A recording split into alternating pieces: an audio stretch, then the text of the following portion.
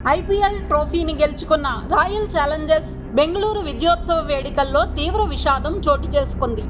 బెంగళూరులోని చిన్నస్వామి స్టేడియంలో జరిగిన విక్టరీ పరేడ్కు పెద్ద సంఖ్యలో ఫ్యాన్స్ తరలివచ్చారు. దీంతో స్టేడియం బయట తొక్కిసలాట చోటు చేసుకుంది. ఈ ఘటనలో 10 మందికి పైగా మృతి చెందగా 50 మందికి పైగా గాయపడ్డారు. పలువురి పరిస్థితి విషమంగా ఉండడంతో మృతుల సంఖ్య మరింత పెరిగే అవకాశం ఉంది. చిన్నస్వామి స్టేడియంలో జరిగిన తొక్కిసలాటలో ఎంతమంది మరణించారనే దానిపై ఇప్పుడే స్పష్టమైన సమాచారం ఇవ్వలేమని కర్ణాటక డిప్యూటీ సీఎం డీకే శివకుమార్ తెలిపారు. మృతుల వివరాలను ధృవీకరించాల్సి ఉందని, భద్రత కోసం 5,000 మందికి పైగా సిబ్బందిని ఏర్పాటు చేశామన్నారు. చిన్నస్వామి స్టేడియం దగ్గర జరిగిన తొక్కిసలాటపై ప్రధాని మోదీ తీవ్ర దిగ్భ్రాంతి వ్యక్తం చేశారు. మృతులకు నివాళి అర్పించారు. వారి కుటుంబాలకు తన సంతాపాన్ని తెలియజేశారు. మరణించిన వారి కుటుంబాలకు 2 లక్షలకు, గాయపడ్డ వారికి 50,000 పరిహారం ప్రకటించారు. పార్లమెంట్ వర్షాకాల సమావేశాల తేదీలు ఖరారయ్యాయి. జూలై 21 నుంచి ఆగస్టు 12వ తేదీ వరకు ఈ సమావేశాలు జరుగుతాయని పార్లమెంటరీ వ్యవహారాల శాఖ మంత్రి కిరణ్ రిజిజు బుధవారం ప్రకటించారు. మొత్తం 23 రోజుల పాటు సాగే ఈ సమావేశాల్లో పలు కీలక బిల్లులను ప్రవేశపెట్టడంతో పాటు జాతీయ భద్రత, ఆర్థిక స్థితిగతుల వంటి అంశాలపై కూడా చర్చ జరిగే అవకాశం ఉంది. ఇటీవల జరిగిన పహల్గామ్ ఉగ్రదాడి అనంతరం భారత సైన్యం చేపట్టిన ఆపరేషన్ సింధూర్ వ్యవహారాలపై పార్లమెంటులో ప్రత్యేకంగా చర్చించాలని విపక్షాలు కొంతకాలంగా డిమాండ్ చేస్తున్నాయి. ఈ నేపథ్యంలో వర్షాకాల సమావేశాల్లో ఈ అంశంపై చర్చ జరగనుంది. భారతదేశంలో తదుపరి దేశవ్యాప్త జనాభా గణన 2027 మార్చి 1వ తేదీ నుంచి ప్రారంభం కానుందని కేంద్ర ప్రభుత్వం ప్రకటించింది. ఈసారి సెన్సస్లో ఒక కీలక మార్పు చోటు చేసుకోనుంది. దాదాపు 7 దశాబ్దాల తర్వాత తొలిసారిగా కులాల వారీగా వివరాలను కూడా సేకరించనున్నారు.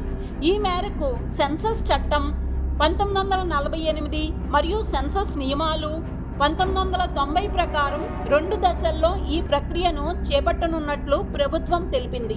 కమల్ హాసన్ థగ్ లైఫ్ చిత్రం విడుదల కానున్న నేపథ్యంలో చెన్నైలో ఏర్పాటు చేసిన మీడియా సమావేశంలో ఆసక్తికరంగా మాట్లాడారు.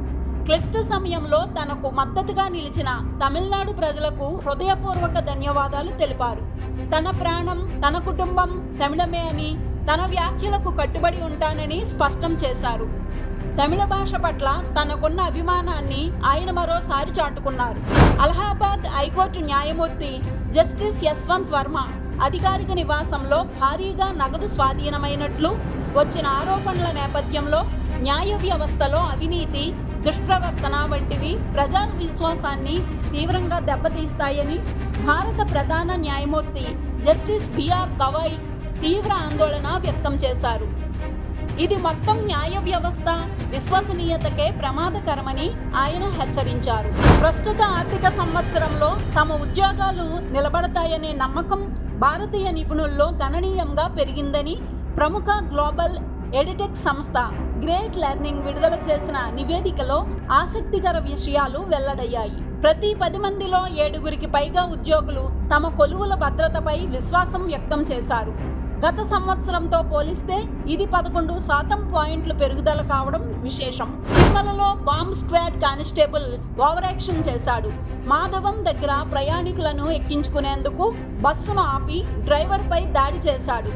తనపై అకారణంగా దాడి చేశాడంటూ కానిస్టేబుల్పై డ్రైవర్ అన్వేష్ రెడ్డి పోలీసులకు కంప్లైంట్ చేశాడు. ఇటు దాడి దృశ్యాలు బస్సులోని సీసీటీవీలో రికార్డ్ అయ్యాయి. హరిహర వీరమల్లు మూవీపై పవన్ కళ్యాణ్ సంచలన నిర్ణయం తీసుకున్నారు. ఈ సినిమా కోసం తీసుకున్న అడ్వాన్స్ మొత్తాన్ని నిర్మాత ఏఎం రత్నంకు తిరిగిచ్చేస్తున్నట్లుగా ప్రకటించారు. తద్వారా మరోసారి తన ఉదారతను చాటుకున్నారు. సినిమా నిర్మాణంలో జాప్యం, నిర్మాతపై పడిన ఆర్థిక భారాన్ని దృష్టిలో ఉంచుకొని పవన్ ఈ నిర్ణయం తీసుకున్నట్లు తెలుస్తోంది. 2020లో మొదలైన హరిహర వీరమల్లు చిత్రం నిర్మాణం దాదాపు 5 ఏళ్ల పాటు కొనసాగింది. ఇక నుంచి జీవితాంతం అందరితో మర్యాదగా మాట్లాడతానని నటుడు రాజేంద్ర ప్రసాద్ తెలిపారు. ఇండస్ట్రీలో అందరం ఒకరికొకరం ప్రేమతో ఉంటామని, ఆ మాత్రం సెంటిమెంట్స్ లేకపోతే కలిసి ఇంత దూరం ప్రయాణం చేసే వాళ్ళం కాదని తెలిపారు. ఏదేమైనా జరిగిన దానికి చాలా హర్ట్ అయినట్లు తెలిపారు. సినీ నటుడు అక్కినేని నాగార్జున తెలంగాణ ఉప ముఖ్యమంత్రి మల్లు భట్టు విక్రమార్కను కలిశారు. తన చిన్న కుమారుడు హీరో అక్కినేని అఖిల్ వివాహ మహోత్సవానికి రావాల్సిందిగా బట్టి విక్రమార్కను ఆహ్వానించారు. ఈ సందర్భంగా నాగార్జున అఖిల్ వివాహ ఆహ్వాన పత్రికను ఉప ముఖ్యమంత్రికి అందజేశారు. అనంతరం వారిద్దరూ కలిసి ముచ్చటించుకున్నారు. కాళేశ్వరం ఎత్తిపోతల పథకంపై జరుగుతున్న విచారణను కాంగ్రెస్ ప్రభుత్వం రాజకీయ కక్ష సాధింపు చర్యగా మార్చిందని బీఆర్ఎస్ ఎమ్మెల్సీ తెలంగాణ జాగృతి అధ్యక్షురాలు కల్వకుంట కవిత ఆరోపించారు.